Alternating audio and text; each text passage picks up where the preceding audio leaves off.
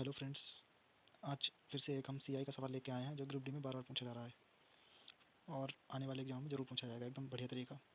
जैसे बोल रहा है सवाल कि किसी धन का 10% वार्षिक दर से 3 वर्ष का चक्रवृद्धि ब्याज 331 रुपये है तो वह धन ज्ञात करें।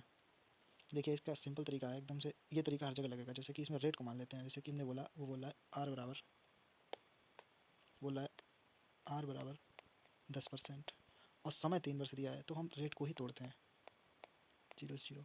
जितना समय दिया है उतनी पावर लगा इसी को हम पी मान लेते हैं। तो पी बराबर कितना हुआ 1000, ठीक है। और रेट हमारी 10% है। अब सबसे पहले क्या करते हैं, इसका 3 वर्ष का चक्रवृद्धि ब्याज निकालते हैं।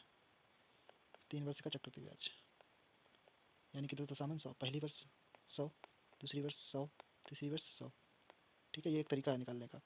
100 का अगर 10% निकालेंगे तो 10 ही निकलेगा। इसका दूना करते हैं तो 10 दूनी 20, इसका 10% निकालेंगे तो 1 आएगा। तो उनके हिसाब से कितना है 331 और हमारे हिसाब से भी 331 रुपये है। तो देखिए 331 और हमारे हिसाब से भी 331 इंटू में यहाँ पे वह संख्या रखते हैं जो हमें चाहिए होती है। हमें क्या चाहिए, धन चाहिए। हमें क्या चाहिए, धन चाहिए। तो हम कितना रखेंगे, धन 1000 रुपये। 1000 से 1000 कैंसिल आ गया तो हमारा धन कितना आया 1000 रुपये। अब यहाँ पे अगर मूलधन पूछा है तो मूलधन रख दिया। ये पूछते कि हमें चक्रवृद्धि ब्याज का अंतर चाहिए तो हम अंतर रख देते, जो चाहिए होता वही यहाँ पर रखते हैं। देखिए पिछले सवाल में क्या दिया था कि यहाँ पे देखो, यहाँ पे चक्रवृद्धि ब्याज दे रखा था 331 रुपये, ठीक है, चक्रवृद्धि ब्याज दे रखा। लेकिन इस वाले सवाल में क्या कह रहा है, अंतर दे रखा। मेथड सारे एक ही से हैं, ऐसे सवाल एक ही तरीके से लगाएं। इसमें भी देखिए रेट मानते हैं आर बराबर 8%, आर बराबर 8% है और टी बराबर हमें 2 वर्ष दे रखा है, टी बराबर 2 वर्ष। तो हम क्या करते हैं,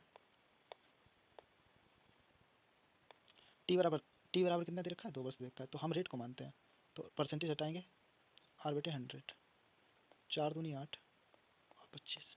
कितना वर्ष दे रखा है, 2 वर्ष दे रखा है। अब 2 वर्ष दे रखा है तो 25 का वर्ग कितना होता है 625। हम इसी को मूलधन मान लेंगे और इस 8% इसका निकाल देंगे। 4 दूनी 8 और 4 से काटेंगे 25 बार, 25 का वर्ग होता है 625, 25 दूनी 50। पहली वर्ष का 50, दूसरी वर्ष का 50, ठीक है। अब 50 का फिर से 8% के हिसाब से निकाल देंगे।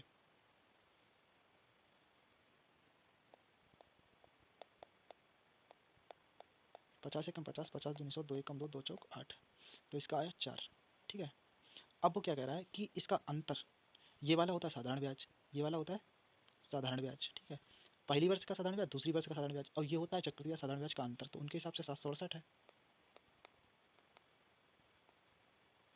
और हमारे हिसाब से 4 अंतर है।